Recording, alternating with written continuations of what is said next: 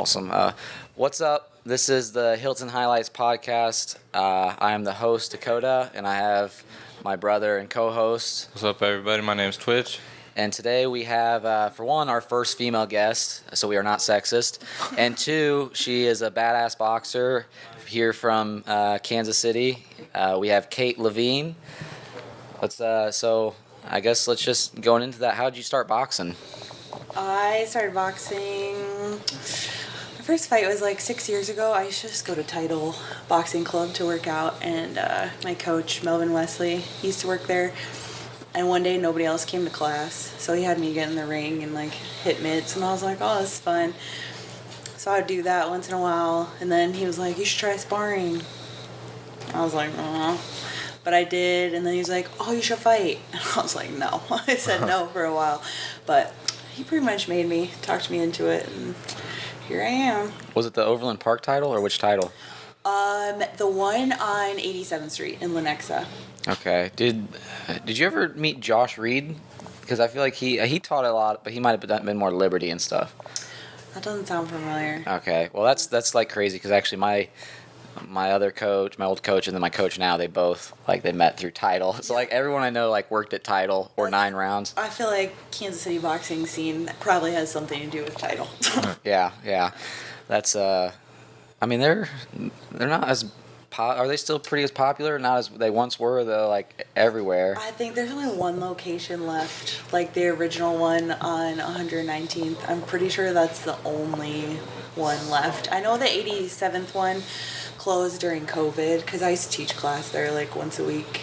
Yeah, I think the rest of them are gone too, which is like kind of sad. I feel like that was such a thing. Like everybody went to Title. Yeah, I don't know. Was it COVID that really closed a lot of those down? Probably. Yeah. Or just. Well, I think too. It just got to be where they were only like if you had been to class for like a year, it wasn't going to change. You know? Yeah. So yeah. That's how I felt about it. I was like. Yeah, I feel like that's kind of like the whole. Nothing against 9 round or whatever. But it's kind of like the same thing a lot of times. But I mean. The gym I started at, Bricks, it's like they have a fitness gym, then they have the competitive classes in the evenings too.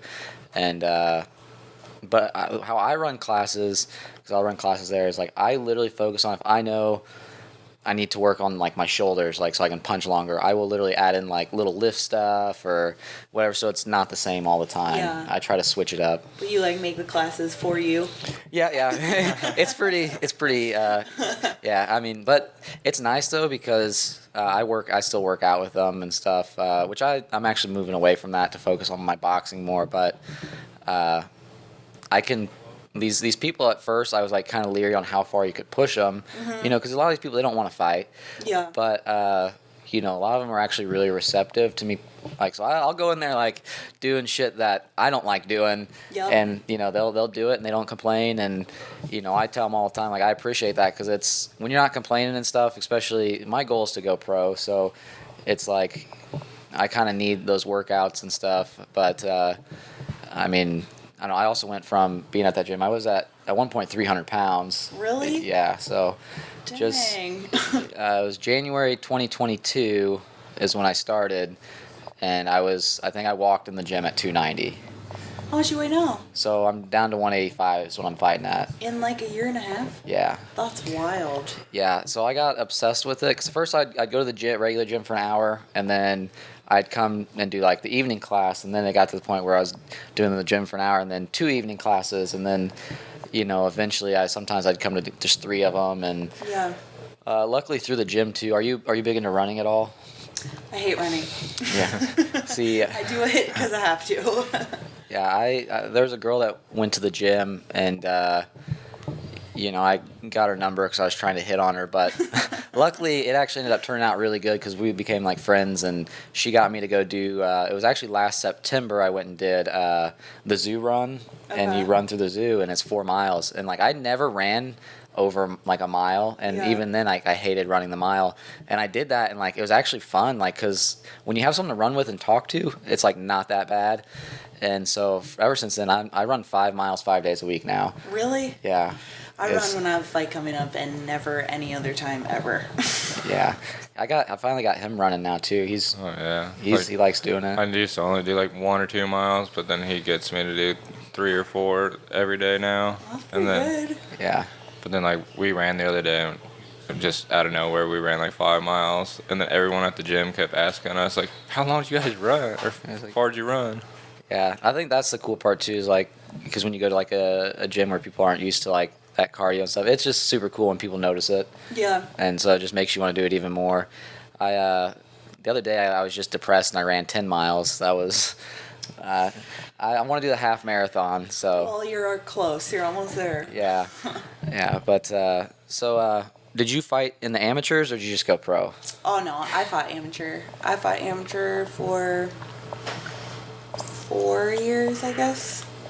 Yeah, went to like all the national tournaments and stuff like that. So I turned pro in 2021.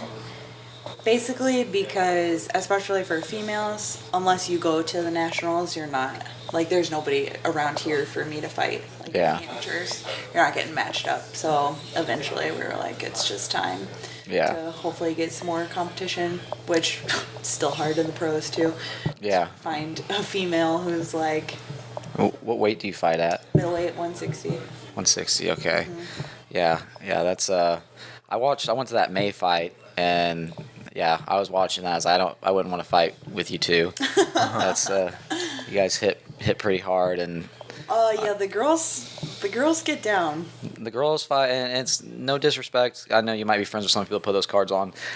The girls fights were way better than any of the other fights and Thank you. they I love that too.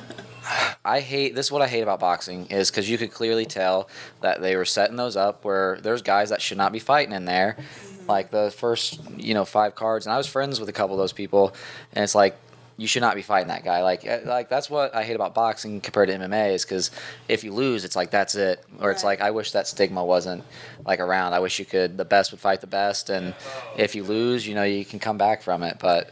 I agree. The like business side of boxing makes it a little bit tricky sometimes, but I feel like it's so like in female boxing, we just have to fight each other. Like there's really not as much of that. And records matter less too, which is good because at a certain point you're going to run out of opponents. You're not going to be able to like kind of cherry pick as much as the guys can. So Yeah. that's why you just got to fight. Yeah, the only thing that I've been trying to just go down as far as I could, like in my weight, just because those guys that, like I was fighting at 195 when I first started, and those guys literally are just like sculpted like gods, and they hit hard as shit, and it's like, I'm working on getting my power up, but I don't know, some of those guys, it's crazy what weight, like, I don't know. I don't feel like I look like some of these dudes. You're pretty tall though. Yeah, that's what screws me. I don't know how much more weight you're gonna drop. Yeah, You're just gonna be stuck. well, that's also what sucks with amateur fights though. When you're heavier, you gotta fight at the end of the card. And actually, my fight Saturday, they have 33 fights. Yeah. I saw that. They got a lot of fights on that card. Are you going to that one? Yeah, so we have 2 guys fighting. One of them, it's going to be his first fight, and then another one's had like 3 or 4 fights. So, yeah, we have 2 guys on there. I think we're like bouts 21 and 26 or something like that. Yeah, that's where they get you. Going to be a long day. Yeah. Yeah, I'm gonna after this one we're gonna see, but my coach wants me to go down to 175 too, because we have a guy that for the Golden Gloves. That's the other thing. Like the Golden Glove weights are just so weird because you can be within 15 pounds. It doesn't like make a whole lot of sense, but we have someone that's at that 195 range, whatever, to the 203, and he hits way harder than I do. So if I can go down to the 175 and still be, like still have like energy and stuff, I think it'd be better for me. That's a tough thing about amateur too, is you don't get a lot of time. It's not like you get time to rehydrate. Yeah. Like you get maybe 2 hours if you're lucky. Well, luckily when you're at the end of the card, you Well, get like that's 6. true. Yeah, you have all the hours, but But yeah, that is what's really different about it. How many amateur fights did you have? 14. 14. Yeah. What was your record in that? I believe 9-5. That's awesome. Yeah. Yeah, and that you said that was like over a three year span. Yeah. So My first fight was in 2017, and then my last fight was in 2021, but then I didn't fight all of 2020 because there were no fights to fight. So I went to my last nationals in 2021, and then we turned pro like 2 months after that. So then the logistics on that too, because when you go pro, did your first fight, did you get paid for it, or did you have to sell tickets, or how did that work for your first pro fight? I got paid. I just wanted to fight, so we went out of town to be the opponent. Actually, I had a fight here in March and the one in May. That was the first time I fought at home where I had to like sell tickets, where we were the A side technically. So yeah, it's different. Like if you go out of town, who are you gonna sell tickets to? So they just pay you. Yeah. Yeah. Yeah. What's your pro record? 2-2-1. 2-2-1. Yeah. Where's what out of town? Where did you go to fight out of town? What states? I've been to Orlando, Florida, Atlanta, and then Chicago. Nice. Yeah. Nice. Yeah, I really want to go overseas and fight. That's what I really want to do. They take it so much more seriously over there. Yeah. Like women's boxing is bigger too over there, and they pay you way more. So waiting on that phone call. Yeah, I know too. It was a couple months back. I can't remember their names, but those two girls, they sold out that arena. Yeah, when they had Clarissa Shields and Savannah Marshall fought each other, and then Michaela Mayer and Alicia Baumgartner all on the same. It was an all-female card, so Clarissa has the belts at my weight class. Yeah. You gonna try to fight her sometime? I mean, honestly, that's the point of boxing, is to be the champion, right? Yeah. So, like, if you got that call, why would you turn it down? Why would you say no? Yeah, that's I think about that all the time. That's whenever I started training, because I was doing it to lose weight, but then I was like in my head was like, okay, if I'm gonna fight, I'm gonna train like I'm gonna try to win a title, because otherwise, if I go in there expecting to lose anyways or not training my hardest, then you're just it's not gonna go well for you. Yeah, you can't do boxing like a little bit. Just that's not gonna end well for you at all. Yeah, I've been trying to. He came with me for a little bit, but I've been trying to get him to go. Yeah, I went for like a month, and then I just kind of quit going. Yeah, I mean, if you don't love it, it's like too much work to. That's why I tell people, because sometimes people are like, I'm like, it's not for you then. Yeah. I should have gave it a little longer than a month, because I feel like you just got to get used to getting hit. Like, because like when you get hit in the nose and you just immediately tear up, like that's. That goes away after a while. Really? I couldn't tell you the last time that happened to me. Okay. Yeah, I think, I don't know, that part of my face is shut off now. I don't know. Now, do you notice though, like when you take a break from sparring for a couple weeks or whatever, and then you come back, do you kind of have that like you gotta like not necessarily relearn it, but it's like the first couple times you get punched again, you're like, oh shit, this is what it feels like again. You know what? I actually just took a month off of sparring, which I've never done before. I just don't. That's not my taking breaks. It's not my thing. I usually take like 1 week after the fight, and then that's it. But I didn't spar for a month, just to like actually get some good rest and recovery, because I'd been training back to back to back to back. And I sparred for the first time last week, and I felt like really fresh and really good. Oh, really? Yeah, I was a little bit like just sore after, but no, I don't think. I think I'm used to getting hit by now, which sounds psychotic, but. Yeah, I don't know. I love it. There's sometimes though because I push myself sometimes to the limit. I almost walked out of the ring the other day just because like I was like just getting blasted, and luckily I kind of switched gyms, and like the coach like kind of like got in my face because he knew I was like frustrated, and he like got in my face, and like he was able to like talk me up, and so I'm really excited to actually fight with him, because I know you have a great coach. You have some Master Melvin. I've heard a lot of good things about him. Yeah, he's been my coach the entire time I've boxed, so I've probably known Melvin for almost 10 years at this point. That's awesome. Yeah, and he was he was a pretty big time pro, wasn't he? He only had one pro fight. He broke his hands. So Oh, that sucks. yeah, he couldn't. But no, he had tons of amateur fights. I forget how many, and like was number one for a long time and stuff. So he has like cool amateur stories, just like coming up at the same time as like big, like at the same time as like Floyd, pretty much. Oh yeah. So that's kind of cool. But no, he didn't.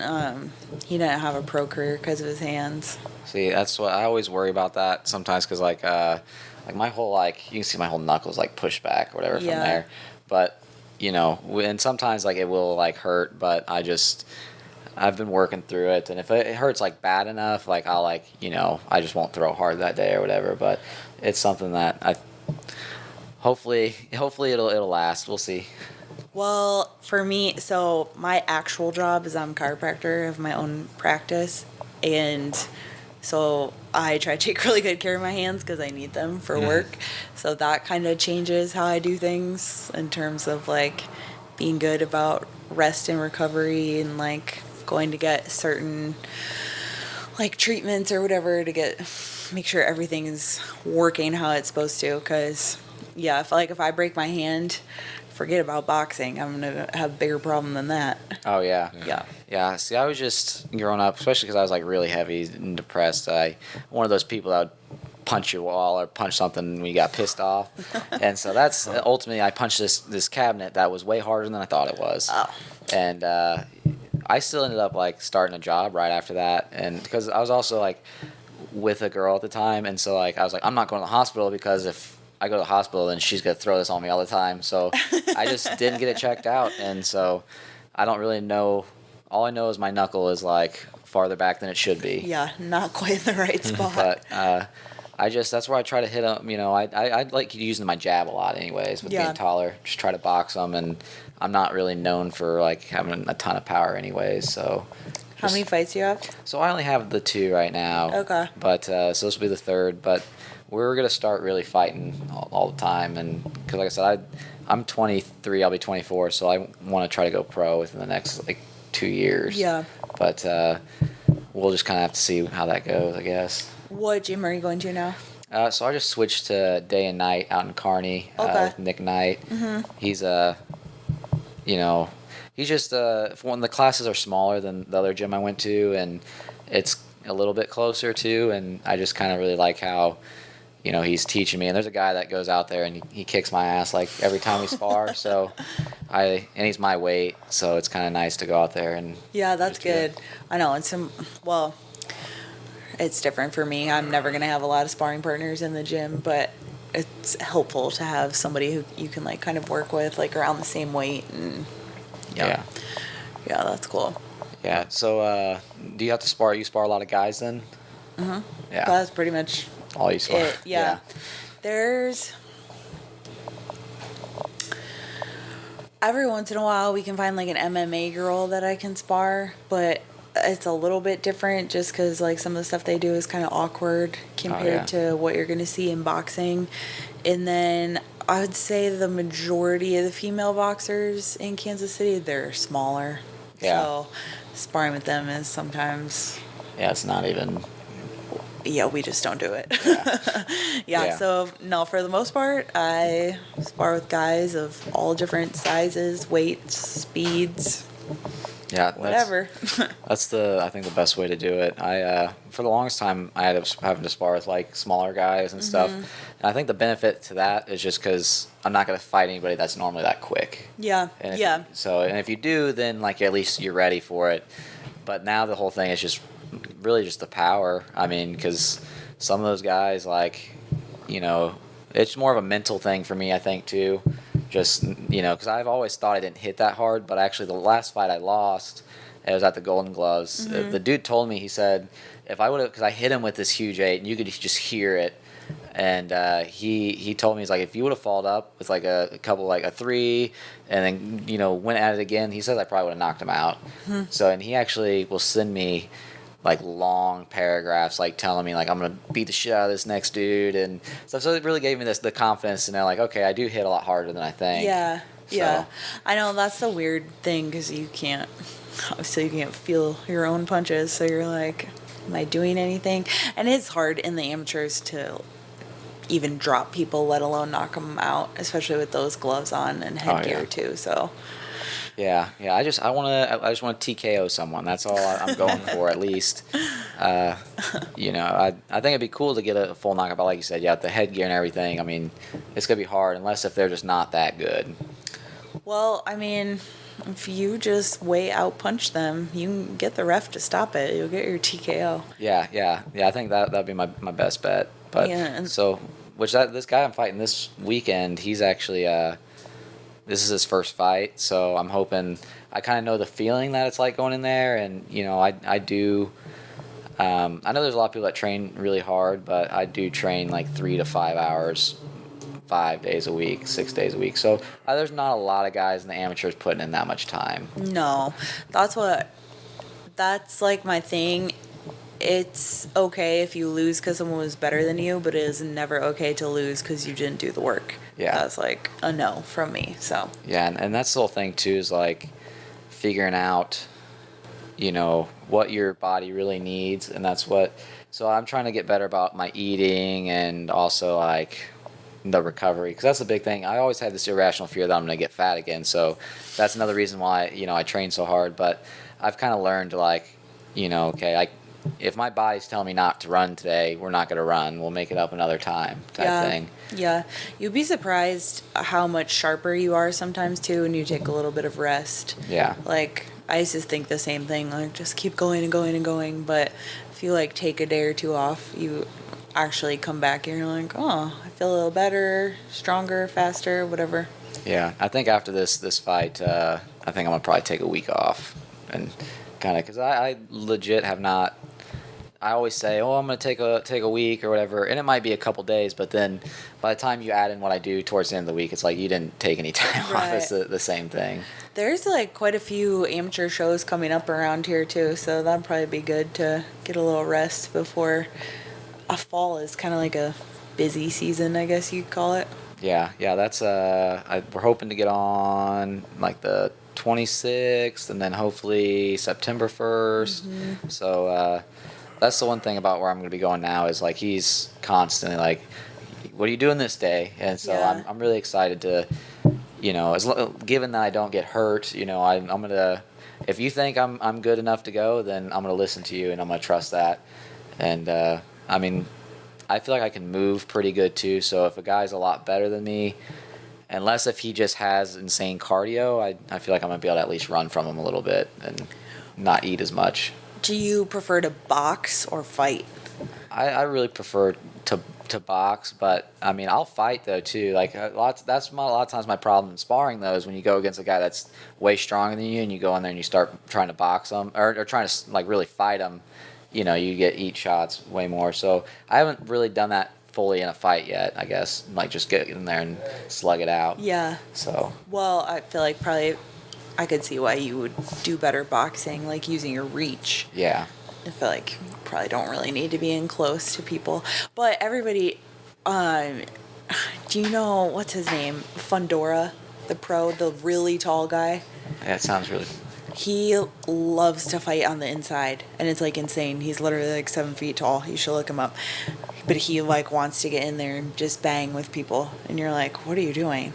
Yeah. It's the most bizarre thing, but it works for him. I was watching a guy from Kansas City. I think it was on like one of these top rank undercard fights, and I can't remember what his name is, but he was in the 185-pound weight class, and this was when I was still 195, and this was before my first fight. Mm-hmm. And I literally watched these two guys just stand in next to each other, just throwing the whole time. And I kind of like, I was like, if this is what boxing is, I don't know. I don't know if I want to do it. It's like, because they were like both just landing big shots, but yeah. I mean, I think when you get in there and you kind of like get over that though. You take one and then you're like, okay, like yeah, you got to get it back. Yeah, there's like different. Well, it's kind of hard in the amateurs because a lot of times you don't know who you're fighting. Like when you go to the tournaments, you don't know who you're gonna draw. Like when you start to go to the nationals and stuff, you could fight anybody, but when like in the pros, you know who your opponent's going to be, so you can kind of train. Like if you know you're going to fight somebody like that, like maybe you do work on your boxing more so that you can stay further back from them, or maybe you do only work on inside fighting where like we've done before, we'll put a tire in the ring and you have to put one foot in and one foot like, and you can't, well, if you're gonna fall down if you try to like move away. Yeah, I love that drill. We do that every once in a while. I was actually sparring today with a buddy, and we weren't like going hard, but he was doing that inside stuff, and he has this weird style, and like you'd just get tagged with one, but then you'd get one back, and you'd be like, okay, like that's the best feeling. I feel like just like doing that tire drill. That's something else, especially when people like really know what they're doing and they're eating the shit out of your body, and then come across the top, and it's like, and if they're like actually blocking your shots too. Oh yeah, I'm bad. Like I'm so bad about blocking body shots. So that's the one thing like I got to get better about. But it's like I feel like I need to bend my knees more probably because, I just have a huge target here and the too many. But I do a lot of crunches for that reason. Well, but it only can help so much. What I always tell our kids who fight though is like, because sometimes they'll be like, well, it doesn't hurt, and I'm like, yeah, but they're still scoring points, especially in the amateurs. Like, oh yeah. Don't let them see that it touched you, because they got a point for that. Yeah, yeah. That's also the weird thing about the amateurs though. It's not even necessarily even about landing the shots. It's just looking more composed. I feel like is a big deal. Yeah, there's a lot of things that go into it. I feel like when I'm older and don't box anymore, maybe I'll like be an official or something like that to kind of learn more about it and like stay in boxing. But yeah, in the amateurs, I feel like they're looking more for quantity over quality sometimes, and then ring generalship is a big one. Like if it looks like you're controlling the fight, I think you get a lot of points for that too. I mean, obviously boxing's subjective, but just being around amateur boxing for a while, those are like the two biggest things that I'm like, you better be in there throwing. Yeah. That was really what lost me the last one too, is because, he just kept coming at me, and I was like, I'm pretty good moving, but he maintained the center of the ring a lot of times, and so like if I would have stayed in the center of the ring and moved around, it probably would have been different. But I've said this so many times. But my friend ended up knocking him out the next night. So, and he broke his nose. So I might have dodged a bullet on that one, to be honest. So, dang. Yeah, it was nasty too. It was like all smashed in. It was bad. But your friend's nose or the other guy? No, the guy that messages me all the time. Yeah, that I fought. My friend. Yeah, he broke his shit. It was. Dang. I don't remember seeing that fight. Yeah, it would have been it would have been the Friday night at the Golden Gloves. It was 195 pounds. It was Simon Reese versus Christopher Harrison. Both good dudes. Huh. Yeah. I don't know them, I don't think. Yeah. Reese is he's an animal, dude. I've caught some overhand eights from him. And it was a couple weeks ago. He almost knocked me out. I feel like, because it was one where like I felt my leg, like luckily the bell went off. We were sparring and the bell went off right then. But like I was going to get out of the ring, and like my coach was literally like, "So like, oh, take a second, you're good." And like I was literally getting out of the ring, like, "No, I'm fine." But it was at the same time like everything was a little bit dizzy, and I was like, "Okay," but then you shake it off, and like I was good, But the hard part about that is I get in my head a lot. I don't know. Are you like that when you get, I mean, yeah. I feel like most people do, because boxing takes forever and ever and ever and ever to like. There's always more stuff you can learn, improve on. Like, it's never like, okay, now I know how to box. So, yeah, sometimes it's like frustrating. I get frustrated because I want everything to be perfect. Yeah, that's impossible. So do you ever go and either like cross train with some other coaches, or you ever been like out of state? Because we went to the Jake Paul fight, and I went and trained at a gym down there just for like a couple days. So do you ever get around to doing that? I have like sparred with other girls when I was in the amateurs and gone to like the nationals. They would have like a ring set up that people could just spar in, so you could like get more work. But I always I stick with Melvin. Yeah. And I feel like when you get to the pros, you can learn things from other people, but there's a lot more that goes into it in terms of like the relationship you have with your coach, and just like how they motivate you and they understand what you're doing and how you operate too. So I feel more comfortable just sticking with one person. Yeah. And if I go out of town, I'm probably on vacation. I'm probably not going to the boxing gym. So there's that too. Yeah, so see, that's where he got mad. They'd get mad at me because it's like we're going on vacation. You're going to a stupid boxing gym. It's like, yeah, and that was a wake up call for me though, because I sparred this like 265-pound pro guy, and I was like 220 at the time, and he like hit me in the liver, and this was the first time like I really like. I was like, I'm okay, and then my legs started to shut down, and you see him coming at you. Mm-hmm. When a 265-pound guy's coming at you, you go to the ground. I definitely put a knee down. I was like, nope. It's large man, for sure. Yeah. Yeah, that's the other thing, too. I feel like you kind of have to be careful going, like, sparring with other people out of town without your coach, because...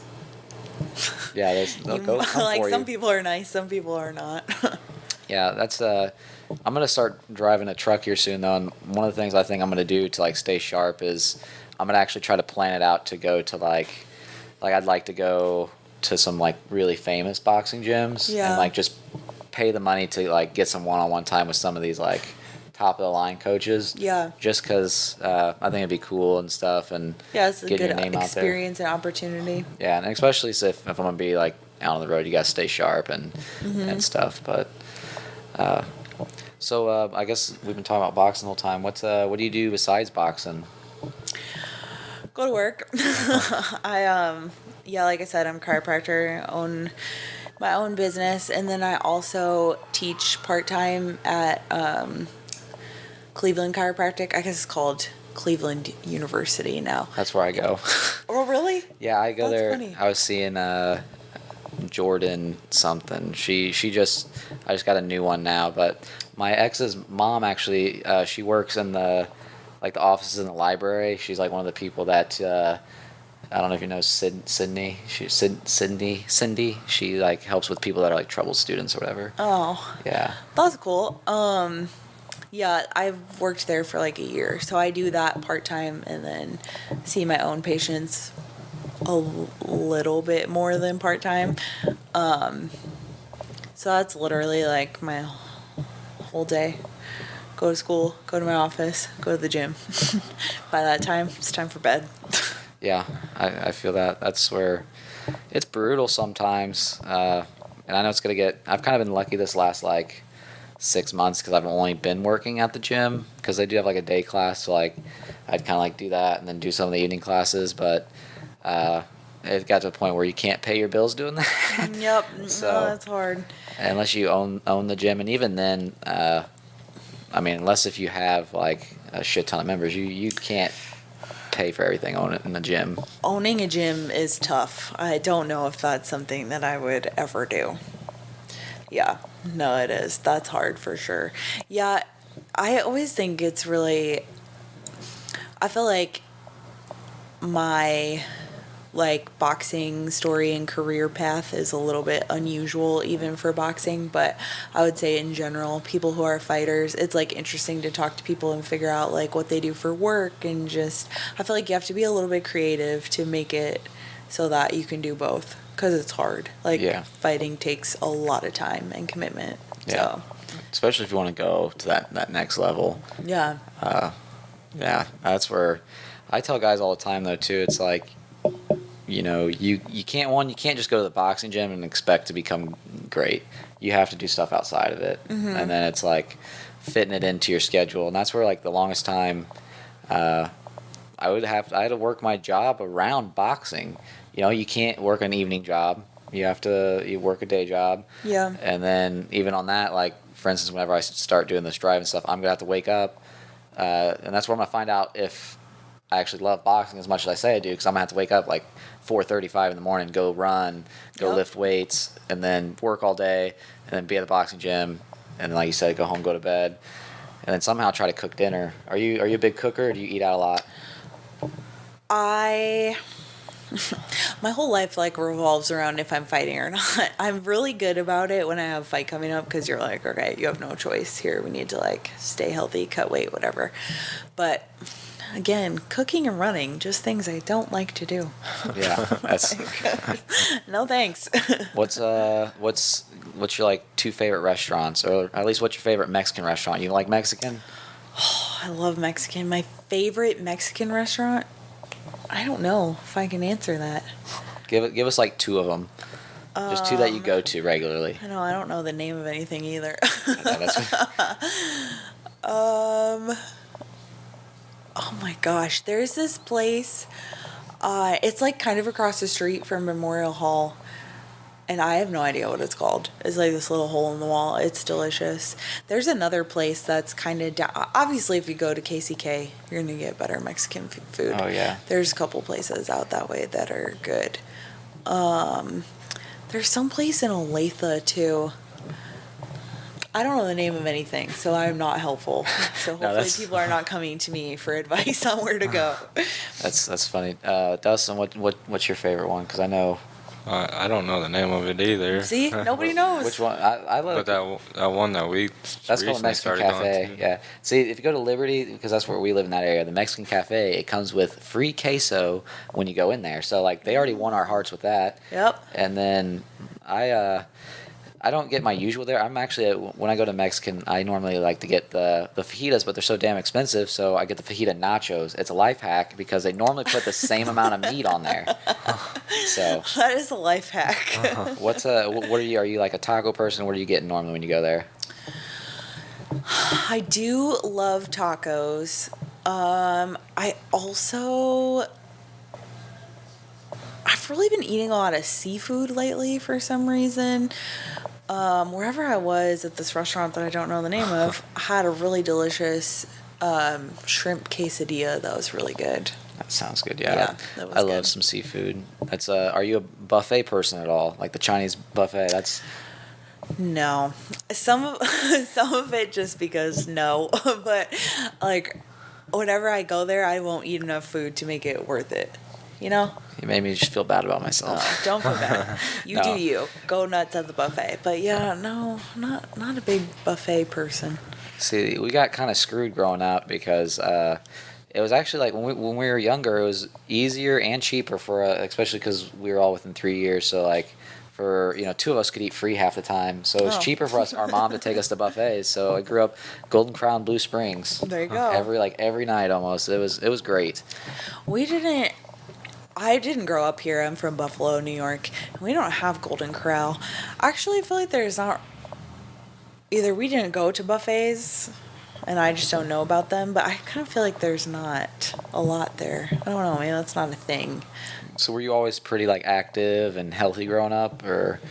Yeah, for the most part, I used to dance. I didn't really do any other sports, but like I was always outside and like running around all over the place. So Yeah. Did you? So you said you danced. Did you do any other sports? I did like in like 8th grade did track for like when you just like sign up for stuff or whatever. And like played soccer for a little bit when I was younger, but no, not really like organized activity really. And then in college and when I was getting my doctorate, I didn't really do. I mean, I would like go work out a little bit, but nothing like what this is now. Like sometimes that surprises me that I do this. I'm like, what? Yeah. That's where I look at it sometimes, and it's like, it's fun, and then sometimes you're also like, when you have no time, you're just kind of like, well, what am I doing here? But I love it. So Yeah, if you love it, it makes up for it for sure. And then boxing's cool too, because like when the people in my gym we're like family now. So like we have like last night we had a big watch party at the gym. We Yeah. like grilled out and we had a lot of fun. So it you're working, but it's fun too. yeah. See, what'd you guys grill? Is it like hamburgers, hot dogs? Yeah, Yeah. See, we did shrimp and crab legs. Oh. So fancy. come to day and night. No, but that's the thing. At one point I thought about trying to come over to that pound for pound just because I'd heard a lot of good stuff about Melvin and stuff. Mm-hmm. But That'd be a little bit of a drive for you. yeah, because that's on the Kansas side, right? Yeah, in Overland Park. Yeah. That would be a very long drive, and it's not open like all day. Yeah. It's mostly just at night. So Yeah. yeah, that would be tough. Yeah. Yeah. That's I was actually driving over to Overland Park for work for the longest time though. Did you ever been to the comedy club over there on State Line, the comedy club of Kansas City? I know what you're talking about. Yeah. Yeah, I used to work over there. Okay. I used to try to do comedy too. Really? Yeah. That's brave. I don't. Yeah, it's fun, but that's actually, I mean, ultimately what led me into like really working out and stuff because I ended up having this whole thing, and it was with someone I met there, so it actually, it kind of saved me because again, I was so depressed for a long time just because being heavy and stuff. It's Yeah. very unmotivating sometimes, especially when you can't feel like you can't breathe. Yeah, that's Yeah. it's difficult.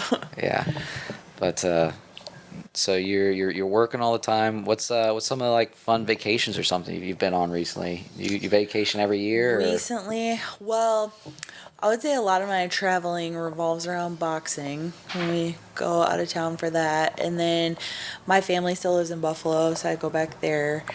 My last vacation, I went to Jamaica 2 years ago. That was fun. What'd you do out there? My best friend turned 40. So, like 20 of us went on vacation. We just stayed at the resort the whole time. Well, I don't mean to be rude, which it's probably out there since you're fighting weights. But how old are you? I'm 34. Okay. Yeah. Yeah. So do you have a plan like how long you're thinking about fighting? 4 more years. 4 more years. Because I'll be 38 and that will be 10 years. And I think that's good enough. And do you think you're gonna stay with like the whole coaching afterwards, or probably not? Just It depends. We'll see. I enjoy it, and I feel like it's helped me learn a lot, actually. So, like, Melvin is taking his son to the Junior National Golden Gloves next week, so it'll be me taking the kids up to St. Joe to Awesome. fight. So, we'll see how we do. Oh yeah, that's we finally because I was the first one that fought at the original gym I was going to, and there's 2 other guys that fought the other day, and I think it's more nerve-wracking sometimes watching someone else fight than you fighting yourself. Oh, 1,000%. Yeah. Especially when you can't do anything and Yeah. Or especially when they're kids, I'm like, no.